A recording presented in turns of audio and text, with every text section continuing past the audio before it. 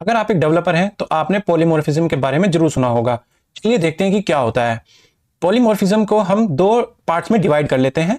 सबसे पहले आता है पॉली, जिसका मतलब होता है मैनी फॉर्म्स। मॉर्फिज्म का मतलब फॉर्म्स होता है, यानी कि एक ऑब्जेक्ट के मल्टीपल बिहेवियर्स हो सकते हैं, मल्टीपल फॉर्म्स हो सकते हैं। इसको हम अचीव करते हैं ओवरलोडिंग एंड ओवरराइडिंग के थ्रू। पॉलीमॉर्फिज्म हमारे पास दो टाइप के होते हैं। First one is compile time polymorphism, जिसको हम स्टैटिक बाइंडिंग भी बोलते हैं। Second one is run time polymorphism, जिसको हम डायनेमिक बाइंडिंग भी बोलते हैं। सबसे पहले देखते हैं कंपाइल टाइम पॉलीमॉर्फिज्म क्या होता है। कंपाइल टाइम पॉलीमॉर्फिज्म को हम लोग ओवरलोडिंग के थ्रू अचीव कर सकते हैं। इसके अंदर मेथड का नेम सेम रहता है with in a same class, but the difference is कि उसके अंदर जो भी पैरामीटर पास होंगे वो हमारे डिफरेंट डिफरेंट होंगे। कंपाइल टाइम पॉलीमॉर्फिज्म में जो डिसीजन होता है वो कंपाइल टाइम पर ही डिसाइड हो जाता है।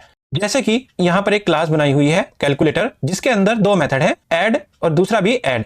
बट डिफरेंस ये है कि फर्स्ट वाला जो ऐड मेथड है उसके अंदर मैं इंटीजर पैरामीटर पास कर रहा हूं, और जो दूसरा वाला ऐड मेथड है उसके अंदर मैं डबल पैरामीटर पास कर रहा हूं। इसका फायदा यह होगा कि अगर मैं दो इंटीजर वैल्यू को ऐड करना चाहूं तो मैं इस मेथड का यूज करूंगा जो मुझे रिटर्न में इंटीजर वैल्यू देगा, और अगर मैं दो डबल वैल्यू को ऐड करूंगा तो मुझे रिटर्न में डबल वैल्यू रिटर्न होगी। आइए अब इसके कुछ की पॉइंट्स देख लेते हैं। कंपाइल टाइम पॉलीमॉर्फिज्म को स्टैटिक पॉलीमॉर्फिज्म भी कहते हैं। ये एक फास्टर एग्जीक्यूशन होता है क्योंकि ये कंपाइल टाइम पर ही हो जाता है। इसके लिए हमें इनहेरिटेंस की जरूरत नहीं पड़ती है और ये कंपाइलर से ही रिजोल्व होता है। सेकंड वन देख लेते हैं, रन टाइम पॉलीमॉर्फिज्म क्या होता है। Run time polymorphism method overriding के थ्रू हम लोग अचीव कर सकते हैं।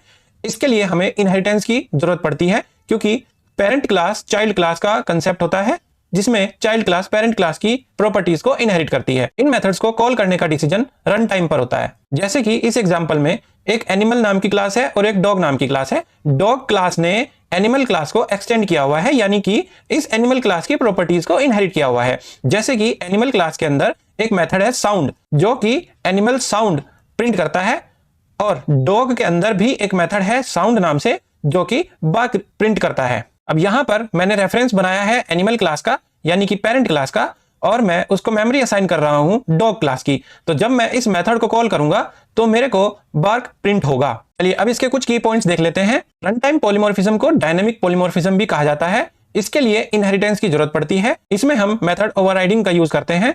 यह रन टाइम पर ही जेवीएम के थ्रू रिजोल्व होता है। इसके कुछ रियल वर्ल्ड एग्जांपल देख लेते हैं। जैसे मेरे पास कोई पेमेंट मेथड है, अब मैं पेमेंट कर रहा हूं क्रेडिट कार्ड, यूपीआई या नेट बैंकिंग के थ्रू, बट मेरे पास जो मेथड होगा वो सिर्फ पे नाम का होगा। इसके अंदर की जो इंप्लीमेंटेशन होगी वो इस क्रेडिट कार्ड, यूपीआई और नेट बैंकिंग के लिए डिफरेंट डिफरेंट होगी, यानी कि ये डिफरेंट डिफरेंट बिहेवियर दिखाएगा एट रन टाइम। ऐसी ही मोर इंटरेस्टिंग वीडियोस के लिए लाइक करें, फॉलो करें एंड सब्सक्राइब करें।